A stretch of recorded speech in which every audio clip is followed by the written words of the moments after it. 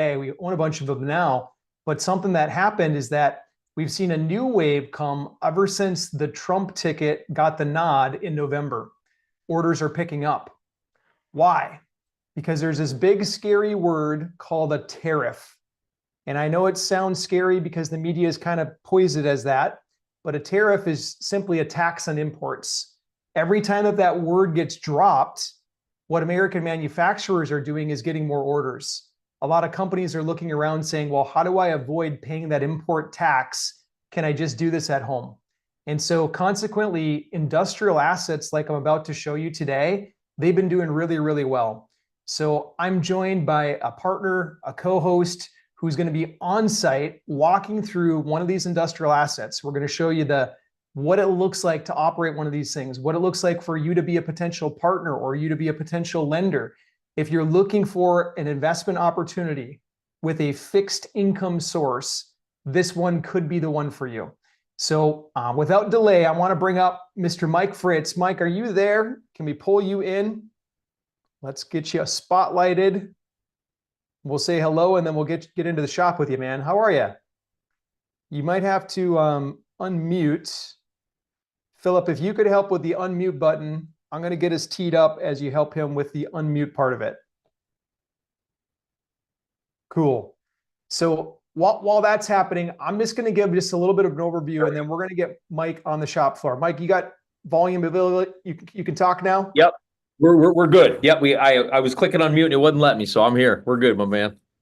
Mike, I know a lot of people, we've got partners on the line right now. A lot of people know your face. You're semi-famous in the industry. You get interviewed on podcasts all the time for being the machine shop guy. But tell us just a little bit about you and how you got into this whole world of machines, and then we're going to jump out to the floor. Yeah, this is a good question. So I came from background of real estate, and actually the first thing I did was I went from construction, bounced around a little bit. I was a pastor for a little while, then God called me into the entrepreneurial space and started in real estate, buying deals. Nate and I bought some deals together. And then years back, I was looking at a piece of real estate, and the broker that was selling that piece of real estate said, there is a business inside if you're interested in buying it. And I thought about getting into merger and acquisitions. I'd been studying the space for a while. And then I said, okay, well, what kind of business is it? And he says, well, it's a machine shop. I said, well, that's interesting. What is that? And I'm like, what is a machine shop? And he says, well, they make all kinds of parts of all different kinds of materials. And then those smaller parts go into bigger parts that essentially make the world run. And I said, well, let's look into that. And I started looking into the industry, what it's doing. And what I found was it is really the bedrock of how our country runs. It's one of the biggest bedrocks to our economy is making parts.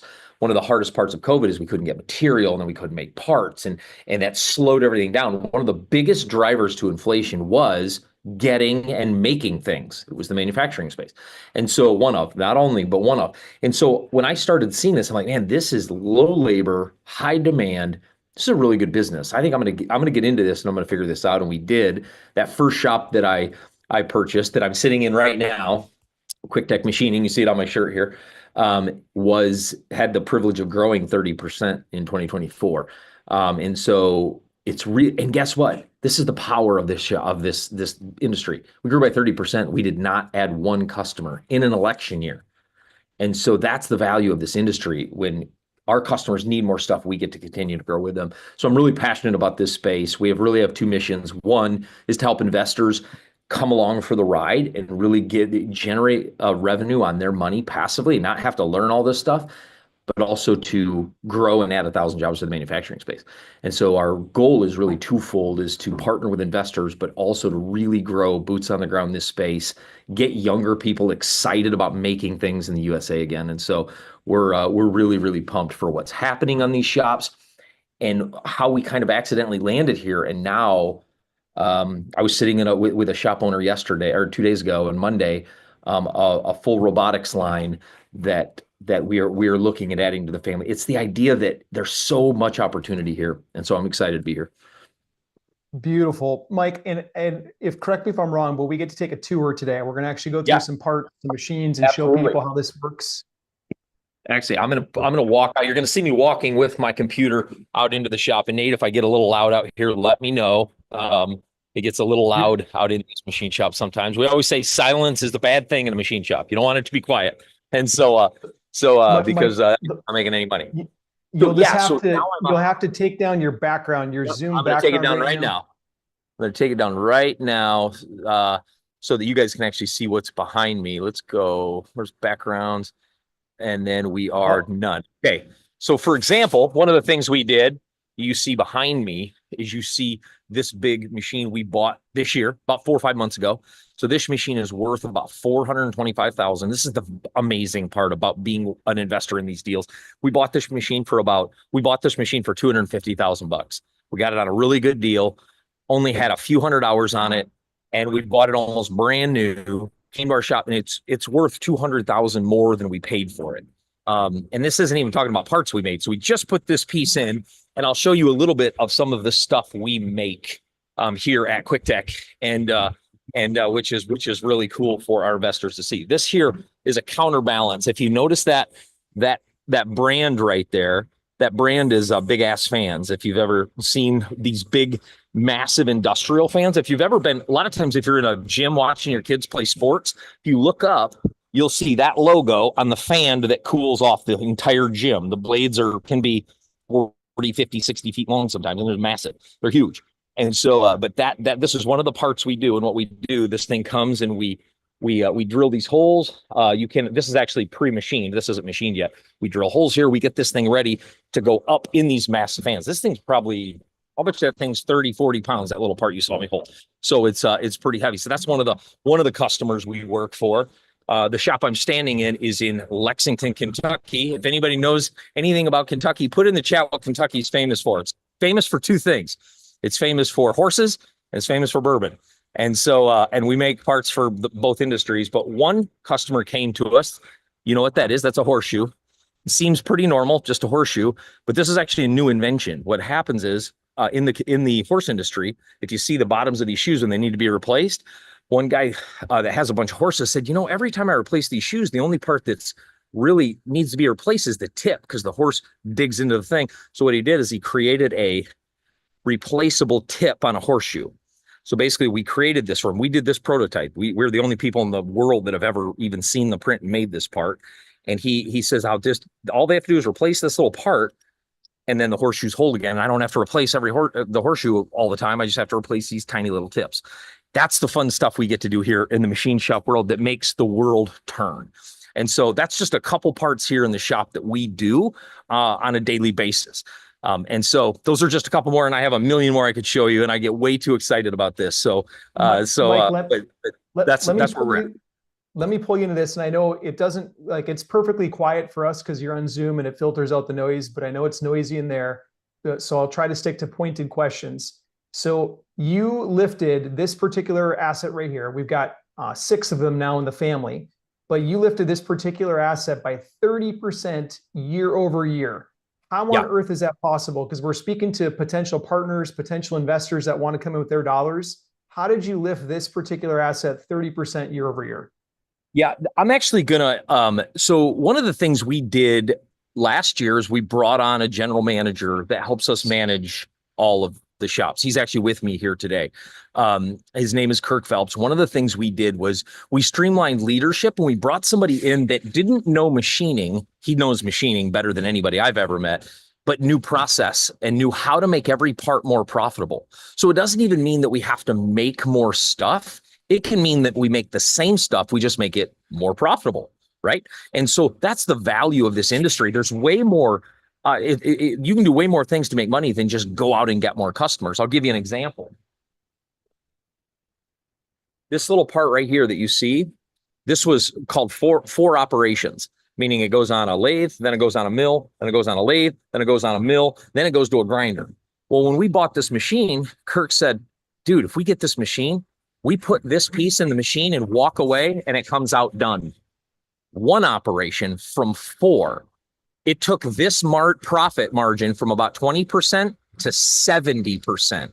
That's what we're doing.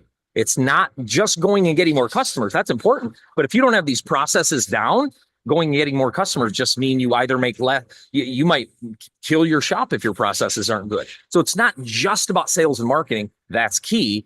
but it's also about seeing little parts like this and saying, oh, there's a better way to do that. And that's what the team that we built goes in. And every shop we buy, Nate, the first thing we do is we don't look for new customers. First thing we do is we go in and it's like, how can we make more money with what we already have? So when you say, how'd you grow it by 30%? We did get more work. That's part of it. But another part is saying, hey, we can do these parts different and more efficient and make more money with every single part we make. And we make, what do we make? 3,500 of these last year, 3 times. We have probably made 3,500 of these. So you think about a 70% margin on something we make 3,500 of. It's a lot of revenue, and we're not doing any more work. It actually takes us less time. You know what I mean? So that's how we lifted it. That's one way.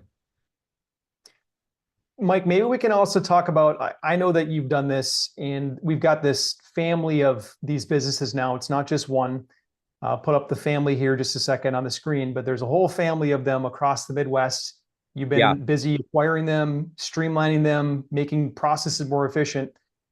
This industry, it's been around forever. This is really, it's not like a brand new thing. We're not buying a speculative startup. These are existing companies doing the business long-term. The one that we're about to buy and we're going to open up for investors today is Brinkman. Been around since 1913.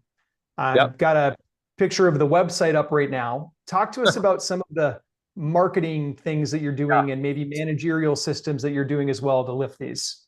Yeah. So as you can see, most of these shops run on old technology. And I don't just mean machine technology, that too, but old technology. No, they don't market at all. Like no marketing, no sales. And this company does really, really well. They make a lot of parts. They make some parts for the government. They make a lot of parts for aerospace. They make some bigger stuff. That's actually this company's specialty, is they make really, really, really big parts. Like parts that are, one part that they make is 50 tons in weight. 50 tons. I mean, that's pretty heavy. So that being said, it's like part of it is seeing this technology. So we see this website, it's like, it needs a new website. It needs a CRM. If you guys don't know what a CRM is, that's okay. You're probably here because you were on a CRM. A CRM is a customer relationship management system. It's just a way to keep everybody together and let them know what's going on. Nobody has a CRM. We've yet to purchase a business. You guys will find this funny. Yet to purchase a business with a database with their customers in it in a CRM. Not one of these shops have ever had that. We also are looking at adding what's called an ERP. ERP, Enterprise Resource Planning System. It's basically like it tracks our parts so we can see when we make something like this, how profitable is it? Did we actually make money on that part? A lot of times shop owners, the only way they know if they made money is if there's money in the account at the end of the month. Don't track their parts. And so part of it is going into websites like this and say, we need to revamp that. It needs a whole different look, capabilities. But one of the things we've done, Nate, and if you're cool with it, I'd love to bring Kirk into this discussion and bring him up with us. One of the things we really do when we come into any of these shops is we take the customer list. We take the top, call it 3 to 5 customers, which most of these machine shops run off 3 to 5 customers. And so most of these machine shops run off 3 to 5 customers. So what we do with those 3 to 5 customers is we visit them. We just go to them and say, hey, how are things going? Can we do anything better? And then the last and the third and the most important question, what else can we quote for you? That's how we grew by 30%. We did no other marketing. We just met with our people. Hey, we want to love on you better. And Kirk is brilliant at this because he'll go in, because Kirk is not only has a really great people skill and manager skill, but he'll go in and he can be like, hey, show me what kind of parts you're struggling with.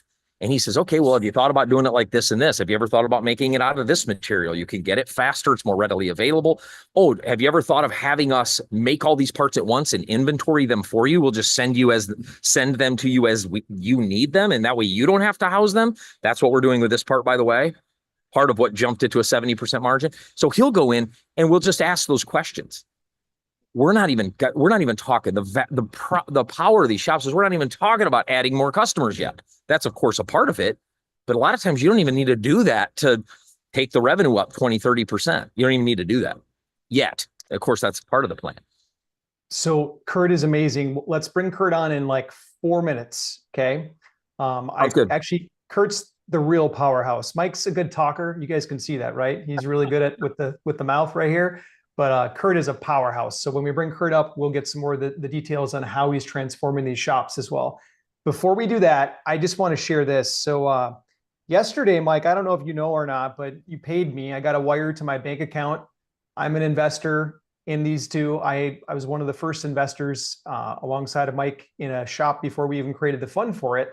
And so I get these distributions. They come to me. They come to my bank account. I'm a big believer. I love them overall. I want to talk about the investment opportunity and why I chose to put money in the deal, why Home Invest is a sponsor, and why we even decided to deviate from multifamily. Multifamily is our main thing here at Home Invest. But when Mike brought forward these industrial assets and the performance, it caused me to say, wow, we need to bring this to our investors. So a couple of different things on this. Number one, we had right around 20 spots open. We've taken the majority of those. There's only 6 left. So if this is something that you might be interested in, then follow me on this, okay? There's 2 ways to invest. Either you can be a partner. You can do it like I did. You can come in, put in money, and come for the ride with us. Partners make anywhere from 6 to 10%. Actually, 8% is the minimum line for folks on distributions quarterly. It's pretty good payout. Plus, there's upside on the back end of this when we exit on resale. I'll talk about that in a little bit. The other way that you can come in is if you say, you know what, I just want to be the bank. I don't want to have to think about like future down the road. I want a shorter term commitment. I want to come in and make fixed income every single month. I'll let the managerial stuff, I'll leave that to Mike and Nate and team. If you want that, we have an option where you can make 10%. It's a 10% loan that you make to the company. You can get a lien either on the real estate or you can get a lien on the machines. You saw the machine that Mike's standing in front of. There's machines like that that have a minimum of 200K value. There's some that have upwards of $500,000 value, but you can get a secured position making 10%. You might say, well, hold on, how on earth can you guys pay out 10%? Number one, and it's higher than we've ever paid before. On our real estate deals, they typically pay between 6 and 8%. But this business has more cash flow. It's just doing better. Secondarily, it's the same rate that we would pay when we go take out an SBA loan. That's a small business administration loan. Right now, they fluctuate between 9 and 11%. So it's the same exact thing. We can either give that money to the bank or we can give that money to you. And frankly speaking, I would much rather that we give that money to our investment community than give it to some CEO of a bank and make his wallet much fatter. So we brought this out to our investor community, and we've got a lot of folks that jumped in on the lending opportunity. The lending opportunity is 18 months. So it's a year and a half. It's pretty short. It goes by like the snap of a finger, and you can make double digits on that opportunity. If you prefer to do the whole partnership side thing, we're good with that too. We've got 6 spots left total. It's not like 6 of one and 6 of the other. It's 6 spots total. We do 100K minimums, and it's open to accredited investors. If you're an accredited investor, which means you make at least $200,000 per year as an individual, or $300,000 as a married household, or you have $1 million in net worth, not including your personal house, then you would meet that criteria. There's no special form or application or anything like that. It's just a self checkmark box that you have to say, yeah, I either make the income or I have the net worth. And then this opportunity is open to you. We're seeing this now. Maybe you can talk about this when you pull in Kirk and all, Mike, but I really want to talk about the orders and how they're coming in and how things are getting busier, because you know better than anybody, like what's happening with the other shops that you already are managing and running. You're seeing the order flow and things like that. Okay. I'd like, if we could put up the link though, to book calls. If somebody wants to inquire more on this, Sue just put in the chat for you a call booking link. If you're following us online and you don't see that, just write the word call in the comments, and our team will send you a private message with it. CALL call, we'll send you a private message with it. 6 spots left for it. Okay, Mike, I want to flip it over back to you. If you want, we can pull up. You want to pull in Kirk right now?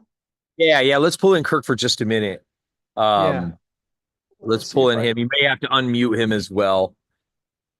Okay. Oh, here he comes. Look at this. There he is. There he is. How you doing, man? Can you unmute? There he is.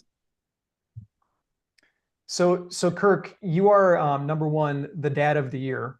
So we'll get into the business stuff in a second, but let's tell people about the real you. So dad of the year, superstar coach, What do you admire most in the world outside of work? Then we'll get to work. Yeah, I've got elementary school age twin girls and my wife, and so if I'm not at work, there's a 98% chance I'm probably with them. We just got a huge snow and here in northern Kentucky, and I went out and built an igloo big enough to fit 5 kids in, and this over the weekend, and that's it. That's what I do. Yeah, I coach soccer all year round. My daughter plays, and so it's almost busier at home than it is at work sometimes. That's that's a lot coming from you, man, because I know how disciplined you are. I know how you run the business. Like, you are literally militant with it. And I know that you're a vet, so you probably have a lot of leadership training that you took and absorbed. But the way that you can balance things, I'm impressed, man. So Yeah, Suda said I escaped to work. ah, True. That's true. That's funny. Well, That's funny. Mike, you can help lead this conversation too, because you Sure. you know the ops inside and out. But really, we want to get down to how are we lifting? How are we gaining so much? Yeah, so chat a little bit. The reason I wanted to bring Kirk on, him and I, we come from such a different when perspective, and he comes from our process perspective. Kirk, remind me. I believe we lifted the bottom cutters to 60 or I thought it was 70% margin. Is that accurate? Yeah. Yeah. 70% margin. So that's a kind of things that we get excited, that Kirk gets excited about changing when we don't even have to go get new business. But when we brought Brinkman on, the thing that Kirk said, dude, this is a gold mine for 2 reasons. One, they do DoD work. That's great. They work for the government. But the second thing is the size of parts. So Kirk, just talk about the value of the couple VTL machines. Tell what that is and why that will set Brinkman apart from any other shop.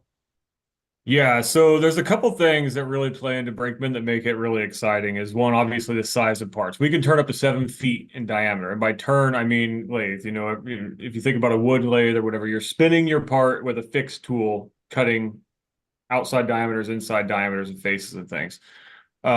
So for one, it's not super common in the market. Everybody has, a standard lathe where you can make small parts. To make big parts, you need big machines, and they're expensive, right? If I were to go out and buy a brand new one, you're talking $700,000, $800,000, $900,000 for one of these machines that we have in this shop. So that's huge, widely valuable. The other massive benefit to Brinkman is they're already a DoD supplier. There is an info security requirement that is required starting this year. It's a 3-year rollout for all DoD suppliers of manufactured parts. It used to be called NIST 800-171. It's now called CMMC2. So at the end of 2028, anything that is export controlled, anything ITAR, will require a CMMC2 certification. This is a huge expense. Now, as a DoD supplier, we can work with grants and our customers on getting some of the certification paid for, but we're already certified at this shop. So this is going to kind of force a lot of more things our way over the next 2 to 3 years, because there's going to be a lot of places that just decide, you know what, it's not worth it for us, and we're not going to do it. And so having that certification is huge. Yeah, and a lot of these customers won't be able to afford the 6-figure certification this is going to take. And so what it's going to do, the scary thing is it will make even less shops able to do this work, which we don't need less shop doing work for the government. We need more. But the good thing for a cash flow perspective is Brinkman, a lot of that work will come to Brinkman. And so we're positioned. And by the way, when we went under contract on Brinkman, we didn't know this. This was like a cherry on top of this entire deal, is that, we're going to actually be one of the last men standing, one of the last few that can do this, and women standing at the end of this certification. So that's what I wanted him to talk about. This is a huge, huge value add for Brinkman. So let me ask this, because this is a concern for investors coming in, especially to maybe an asset class industrial like this that they don't know. Worst case scenario, this business has been around for 100+ years. It's been profiting the majority of that time. Like, it's making money. But let's just say the economy got wiped out. Real estate value and machine value. Between the two, do you feel like, at least for the investment we're putting into, we are hard asset value equal? Absolutely. How many machines are we talking about inside the facility? Man, pushing 30. Yeah, I was gonna say 20, but yeah, 30. I think I So gave you a machine- list of like estimated used value, and we were pushing $1 million just in machine value itself. Yeah. Yeah, and that's not counting the real estate. So just on hard asset value alone, and I know this would never happen, but it's never happened in 100+ years of this business operating. But if worst case scenario happened and the shop wasn't producing, then there are hard assets that come with it. So our downside is ultra protected. Now, what is it? So you guys have been going out, Mike, you kind of mentioned this, maybe Kirk, you can expand on it, but rather than going out and marketing for a bunch of brand new clients, how are you getting existing clients to increase orders with you? What does that process look like? That's such a great question. So I'll talk a little bit about the family dynamic, and I don't mean family like personal, like wife and kids family dynamic. I mean our shop family dynamic, and then I'll let Kirk share quickly what that sounds like in a meeting. So what happens is, let's say we take a customer for Brinkman. Right now, Brinkman does Kirk said big stuff, 6 feet. I'm 5'10". That means they're doing parts taller than I am if you stand them on end. Like these are massive, massive, massive parts. So what happens is they might get these little teeny parts like this and be like, dude, we don't want to do that. We don't really make the kind of money we can make doing this big stuff. But QuickTech does, Brian Machine Services does, Price Machine and Tool does. Currently, Brinkman's turning a ton of work away of small parts that is just going away. They have to go find another supplier. So that's part of the family value when we go to these customers, like, oh, by the way, we have this machine at another location and this machine. And they're like, oh my gosh, I can deal with one vendor, American Precision Partners, and I can have all of this capability. Yes, you can. And so that's how we go to all these customers and how we get more work. But we're not even going and saying, hey, the shop you're working with right now, give them more work. A lot of times that works. Say we have capacity. You have more we can do. Oh, sure. We have more we can do. But a lot of times what happens is, oh, that part you're trying to find a place for, we got a Swiss machine up north, or we've got another whatever in whatever shop and a wire EDM up here. So we have different machines. So part of it is just leveraging our family of shops, right? So that's part of it. Now, I'll let Kirk talk a little bit about that from a strategic perspective. When you're sitting with customers, how's that usually sound? What does that go like? Yeah, so I was just on another podcast a couple of weeks ago and asked a question like, what happens during a transition when we come in? Because the first thing we do is we meet with our employees, we meet with our customers. And he's like, do they have any negative feedback? And I said, honestly, they don't. But what they don't realize is how much better it could actually be for them. Because a machine shop, traditionally, they're just order takers. Somebody sends a drawing, they send a PO, they make the part, they send it. They don't get involved with their customer and say, okay, this is how we're doing it. How can we do it better for you? What's hurting you? Is it price? Is it lead time? Is the quality not good? And so what we do is, and what I do when I go to these customers, I try to partner with them and say, hey, I know we're making your parts, but I want to know, like, what are some issues you're having? Do you need to reduce inventory to make more room for space for other ops within your building? Do you want to reduce inventory so you're, from a cash flow perspective? Let us help you with that, and that makes us more valuable to these customers. And then they realize, oh man, we should just move everything because nobody else is offering the service to us. So that's what really sets us apart, is that value add between that and then the engineering support. I've got a customer that is trying to document what they do. And, I've offered to even just I will come sit at your facility for the next 2-3 weeks, whatever you need to help you with that. But that makes us an asset to them. And that makes us make them want to work with us more. And that's where the name was born from, Nate. American Precision Partners, which will own Brinkman. It's our company above. The reason it says partnership is our tagline is we put the part in partner. And the reason we say it that way is because of what Kirk just said. We're an extension of their team. So when we go into Brinkman's customers, all of a sudden they now have an actual team, right?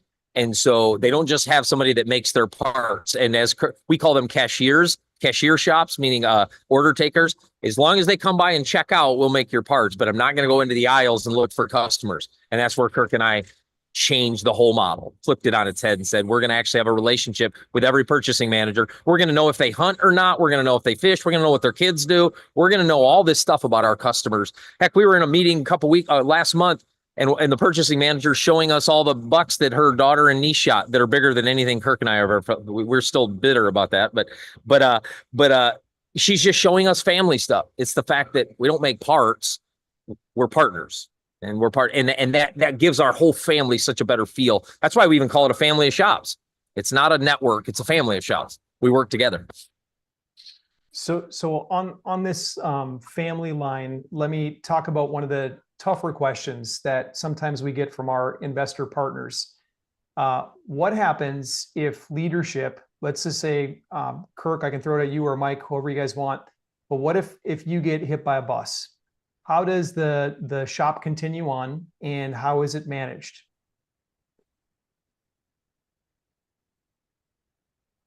Good question. I'll answer, and then I'll let Kirk fill in on the boots on the ground. So if I was to get hit by a bus tomorrow, Kirk would continue to do everything he does. If Kirk was to get hit by a bus tomorrow, we have a lead at each shop that is still doing their day-to-day. Kirk and I, we just had essentially a 3-day road trip. We went up to Wisconsin. We checked out a shop. We stopped at another one of our shops, and now we're down at Quick Tech. We're going up to Brinkman to meet with the entire team to prep for transition tonight. Kirk hasn't been in any of these shops the last few days because we have them all set up running with their own management teams. So if I was to get hit by a bus, Kirk runs it. Kirk's get hit by the bus, I step in. So we have backup. We have backup for all leadership angles. Now, both of us would have to be replaced, but the good thing is we are replaceable in the sense that we have backups for those very things. Kirk, you can talk a little bit about each shop's sustainability without one of us. Yeah. So obviously, Nate, you mentioned prior military service. I spent 6 years in the military, and that was one of the things that was a major focus is you always know how to do the person's job above you in case, when you're in a war, when you're in combat, if that guy above you dies, you got to figure somebody or gets hurt, you got to do his job. Right. And so I work on that same model. I focus on training everybody under me, at least one, maybe even two people in some circumstance, to know what I do, at least to a degree that if something ever happens to me, they can step in and fill that role at a minimum to bridge the gap between having a replacement. Continuity is a major focus of mine to make sure all the shops operate as close to the same as each other, which also helps because then we have additional resources within each shop that says, oh, I know how this one operates because it operates just like us. And so we can kind of plug and play things that way to kind of, make sure everything keeps moving. I felt that. So just so everybody knows, Kirk and Mike invited me to have lunch with the guys over Christmas. And so I got to meet some of the core guys at one of the shops, and I totally felt that training mindset. Like one of the gentlemen, what's the guy's name with the beard? The one that says, I grow this beard to keep the ladies away. What was his name? Mike, you got Woody. muted. Willie? Yeah, it's Woody. Woody. His name is Woody. Brian, but everybody calls him Woody. Yeah. I'll never forget that. Nate, you know how to keep the ladies away? Ray here, this big beard.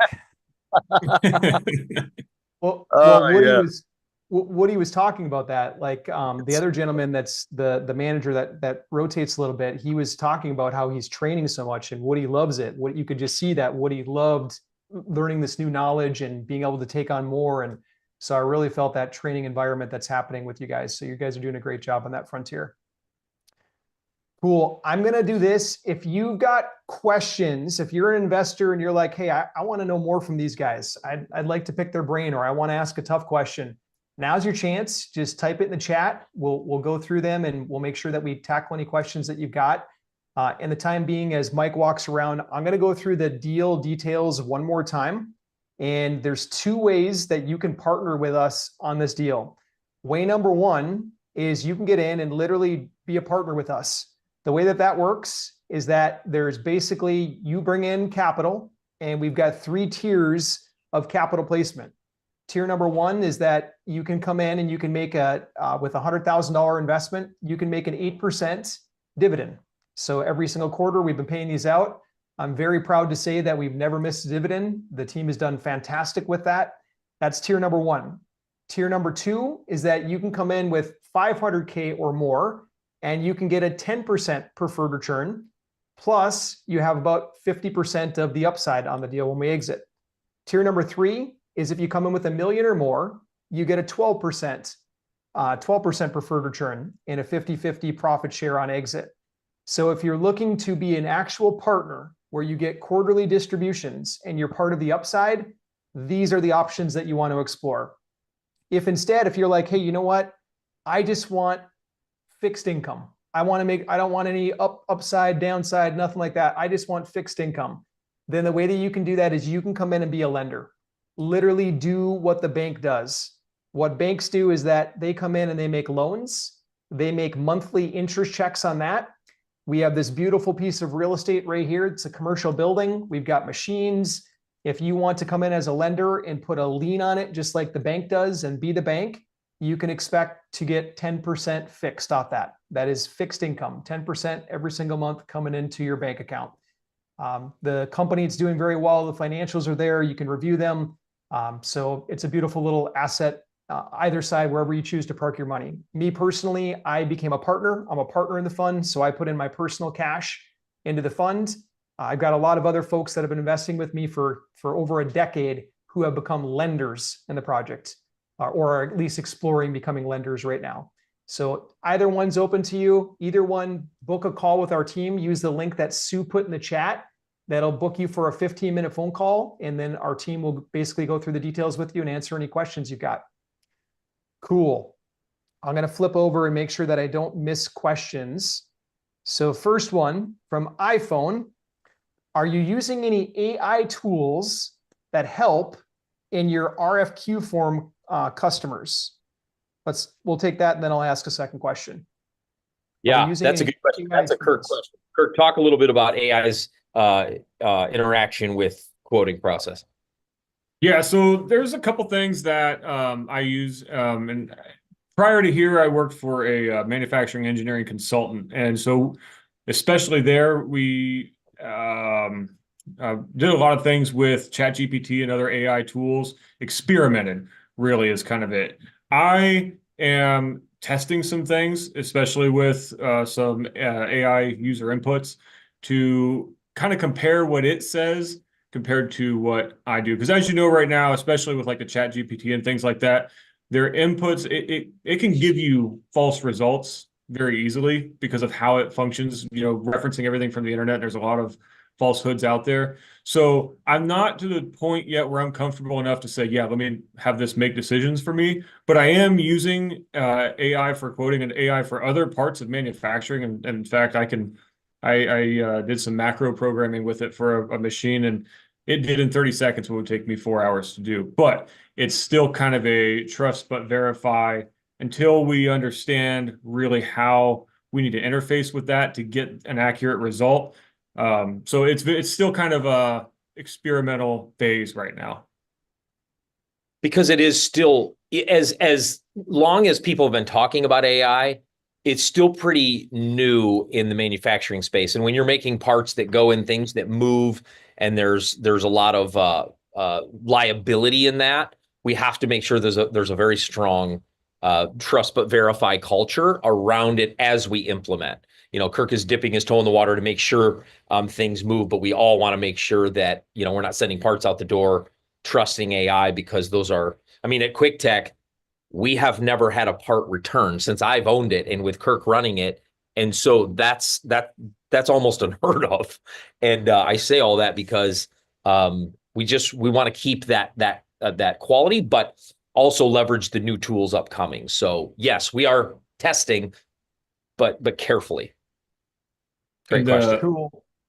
The second part of that question, Nate, the validation to pricing of the market region and offshore suppliers.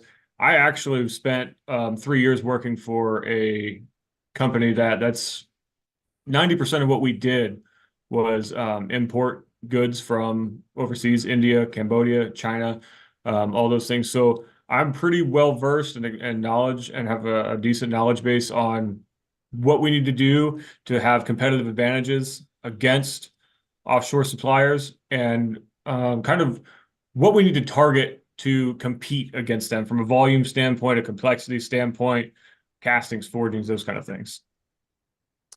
I love this. Thank you guys. I've got a follow-up question I'm going to add on to that from the same person. Then I've got another one that just came in too. AI is still new, but one thing that's not new in machining in this industrial asset class is robotics. And Kirk and Mike actually were just here yesterday, I believe, or Monday, one of the two. And they snapped this picture for me, but robotics.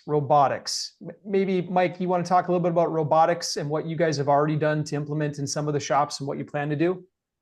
Yeah. So as Kirk mentioned, one of his backgrounds before we hired him here was at a contract engineering place, and they did a lot of automation turnkey projects like this, created this. So basically a customer says, hey, I want to make this part, but I need an assembly line built to do it. So they'll come to a company like us, like this company we were in yesterday. We'll engineer all the robotics, build all the robotics, and even come to their floor and install the whole assembly line or whatever needs to be made. And that's a huge value to the customers we have now. So robotics, not only using them in our shops, but implementing them in other shops. So we still so robotics also, Kirk, talk about a lot of people think like to automate a process, you need a robot, right? In manufacturing. And that's not necessarily the case. There's a million ways to automate a process. And really all robotics is doing is making it so you don't have an employee call in sick, right? Or you don't have to pay somebody to stand there. And so, but there's a lot of ways to do that. Robotics is a powerful way that's up and coming. I mean, our machines out here, you can bolt a robot out of any of them and they can do their thing. And that's the power. And we will be moving more into automation. It's a huge value add to some of these smaller shops we're buying. They have really no automation. Would you agree with that, Kirk? Yeah, definitely. I mean, even to the point where this new machine we put in here with an Integrex that has multiple spindles to where you can put in one piece of raw material, you pull out a completely finished part because it can pass the part from one spindle to the next, machine both sides and everything. That's the most advanced thing that was a machine that was just behind me out in the shop that I showed everybody that we bought. That's what he's talking about. Yeah. So, I mean, that's the first step in automation, right? Is without adding any external hardware, you automate your process to where we used to handle this part 4 times. Now we handle it twice, one in, one out. Right. And so, that's the first step. We have a lot of processes between all the shops that it's a matter of getting people to understand. It's always, oh, we do a different part every day. Well, it's all the same thing. You're doing the same operation. So let's standardize the process. Once you standardize, now you can automate. So we're kind of in phase 1 right now. We're standardizing. And then once we standardize, the next step is to automate. Beautiful. Yep. Back on the AI side, there was a second part to the question, and it goes like this. In addition, ongoing validation of your pricing to the market, region and offshore suppliers. So do we have anything that's happening with ongoing valuation, pricing of the market in regard to AI tools? No, So, not so much AI, but go ahead, Mike. No, you go ahead, Kirk. I was just going to pass it to you. Not so much AI related from our customers. Like I said, I've come from a background somewhat in offshore sourcing, and we actually did just talk to a potential new customer about some parts that they're really kind of doing some exploratory pricing right now, just to see, the Trump's inauguration is in 5 days, and if those tariffs come back into Southeast Asia, not come back, but if they increase from Southeast Asia, they're looking at alternatives. How can we compete? How can we get some sort of advantage to make it to where we're cheaper once the tariffs come in and things like that? But there's other issues with that aside from price. There's lead time. Of course, COVID absolutely shut Southeast Asia down for months. It had some major supply chain hurdles. So, it's not always all about price to offshore, but to answer your question, as far as I know, we're not really being compared up against, any AI tools yet that I'm aware of. It's mostly just, well, this is what I'm paying and this is what I would like you to be at. Beautiful. Yep. So, yeah, I was just going to say that I think also a lot of the customers we deal with, on price validation, the customer knows where they need to go to hit their product for their customer.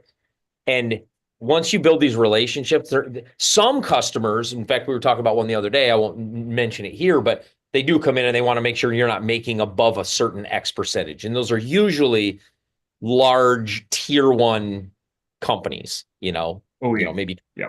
Toyota, but these bigger high-end companies want to come and make sure you're not making more than a penny apart. Quite frankly, that's not where the money is in a lot of this manufacturing, this shop space, because you get beat up so much on price, you don't make any money.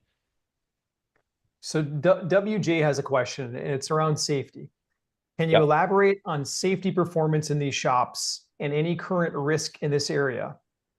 Yep. Good question. Well, I can tell you this, to my knowledge, and Kirk, correct me if I'm wrong, we have not had an incident that I know of. Nope. So really safety is measured in incidents, right? So it's like, how many incidents have you had this year? And so our safety rating is incidentless at all our shops. Part of it is Kirk will not let somebody work here by themselves. You don't get to work here by yourself. That's just not a thing we allow. You have to have certain protection in the shop. You have to check in, check out, so we can look on our phone and know if you're there or not. There's security systems that are, there's a lot of things we do just to make sure that, you can't, smoke or do anything by machines that can hurt them or hurt you, and so part of it is we don't push production so hard and fast that we put our employees at risk. Absolutely. And I'll let Kirk elaborate on that, but we don't you got to get this part out faster, faster, faster. And that's where a lot of these incidents happen. And we just don't do that. We know our cap. I'd rather buy a new machine to increase capacity than break a person through an incident in a safety report. So anyway, Kirk, I'll let you expand on that. Yeah, I totally agree. And the other side of it is, with a lot of shops, I've been in hundreds throughout my life. They get busy and they put more stuff in there. So you have all this stuff crammed in this tiny little space, and now you're tripping over things to get here and there. And that's where people get hurt. In the machine world now, we've got enough safety guarding and things like that around all the machines that creates an inherent barrier around what you're doing. As long as you have all the safety switches installed, when the spindle's on, you can't stick your arm in it because there's guarding around everything, right? And so that's number one, is we try to keep everything as clean as possible, things off the floor, trip hazards, all those things. And then obviously, we follow OSHA standards. We talked about this yesterday about quality systems and how some people like to resist them because it's a lot more work. It's not. It's actually makes you more profitable if you follow it. OSHA standards, very simple. If you follow them, you're not going to get hurt. And so we just make sure that, and especially me, when I go into these shops, wear your safety glasses. Are you wearing your steel-toed boots? No? Why? And one of the things we also do is we pay $150 a year, for steel-toed boots for guys, because I want people to be comfortable out there standing at the floor all day. I don't want them going to, Walmart and buying a $20 pair of boots. It's going to just feel like, you're standing on concrete. I want them wearing something that's going to, it's not just protecting your toes against something falling. You wear the wrong shoes long enough, you're going to have back problems. You're going to have to be going, go to the doctor. You're going to miss work. And so I really take that very seriously. My dad told me when I very first started this, you start this with 10 fingers, you end this with 10 fingers. And so, definitely a lot of focus on that. I love that. WJ is asking follow-up on that. Can you clarify your remote capability to monitor cameras or check-in process, Mike? I think that you called it. No, what I'm saying is when people clock in, Kirk can see that. So when people clock into the shop and they check in and they're there working, we through our ERP, Kirk can go on and he can look at his phone and see who's at every shop and who's clocked in and who's not. So what I'm saying is it's not necessarily camera we're watching them. It's more that we can actually see if they're at the shop or not. Cool. Yep. Cool. iPhone is saying that A Priori is a tool software that you guys might want to check out to validate parts that are being purchased. And he's saying, are customers coming at you guys today to validate pricing? That goes back to what I was saying. Top, really, really, really big Toyota. tier one suppliers. Yeah, Toyota, bigger. They want to make sure that your margin's not. Kirk, what'd you tell me the company we were talking about yesterday? 10% maybe? Is their top 10% max, and cost reduction across 5 years, and Yeah. So basically you can't make more than a 10% margin. Our typical part is 30. So it's 3x if we, now, do they give you volume? Yeah, they can, but a lot of volume to make 10%, it's like you make more money if you know what customers to engage. So anyway, all that to say, a priori, I do know that company. They were at IMTS this year. I do know that AI software, and people are definitely using it, but we are our customers are not coming in for price validation because that's really a large tier one supplier practice. Question that just came in is on personnel. Are we having challenges finding and retaining personnel? Any comments on that? Yeah. Good question. Good question. I'll let start there because he is our personnel guy. He deals with all hiring, firing, and leadership training of our team. I'll let everybody talk. I mean, Kirk and I have been on multiple podcasts talking about machining. Every single one we go on asks, how are you finding people? How are you finding people? How are you finding people? And we have a very boxed thing we do, but I'll let Kirk explain that on a day-to-day process. Yeah. So, years ago when I first started running shops, I read a book called Never Eat Alone. I'm sure most people in here probably heard of that book or read it. And one of the things that really stood out to me is like when you sell to a customer, you can sell the exact same product for the exact same price. Who are they going to buy it from? Whoever they like the most, right? Whoever's the most personable, whoever has the most is the least cold and things like that. And so number one, that's what I start with. I start with being somebody that somebody wants to work with, right? When somebody comes in for an interview, I am selling our company to them. This is why you should want to be here, not you should just want to be here because it's a job, right? So that's number one. Number two, this is a question that is extremely important to me, every aspect of it. I started running a bandsaw. I mean, of course, that was over 20 years ago, but I started on the floor. And so another thing that I like to really instill is a culture of growth. And it's a growth for the business, but it's also a growth for the employees, right? There's so many jobs out there that they stick you over in this corner at 19 years old. They say, just do this forever. And that's what burns people out. And I don't want that. I want people to grow to be as much as they want to be and as much as they're capable of being, right? And so that's really number two is I bring people in and I give them everything I possibly can. And so that's really how we want to attract people. Now, finding and retaining people is if you do those two things well, people don't leave. What we were just talking about in our meeting yesterday, the two things, when I look at what I do, the two things of the value that I bring is we've lost 0 employees over the last year, and we have lost 0 customers. In fact, we've only grown customers over the last 2 years. So it's almost like, I mentioned this phrase the other day, strategic partnership is really what I focus on a lot, is strategic partnership with our customers and strategic partnership with our employees, because the employees are probably more strategic than customers. With no employees, we have nothing, right?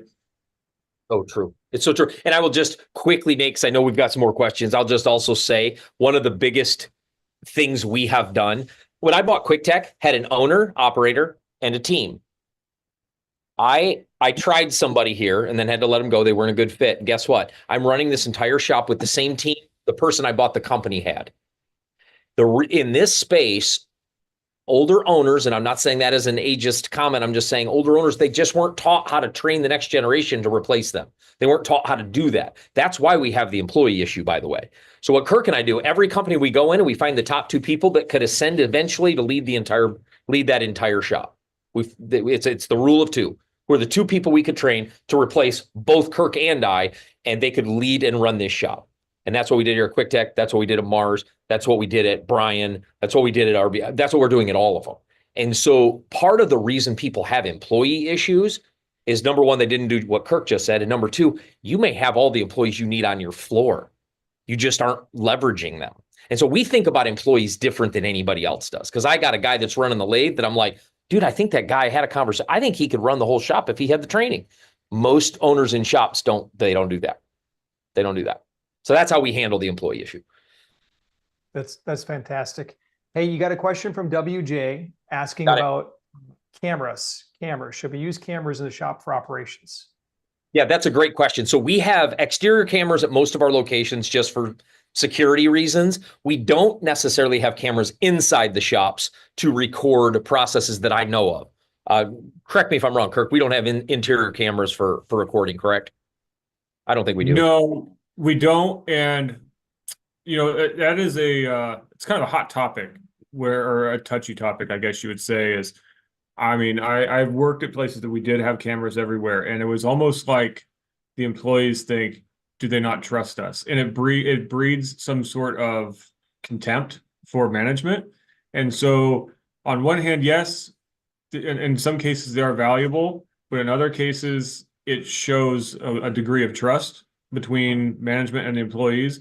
And I feel it actually creates a better work environment. Now, there are in-machine camera capabilities that we can and we will implement, especially when we start going towards unattended machining, to where now we can view what's happening inside of that machine. But I'm not because concerned about what our employees are, monitoring that kind of thing. We monitor that through our ERP and our performance. During COVID, we had a lot of people that worked from home.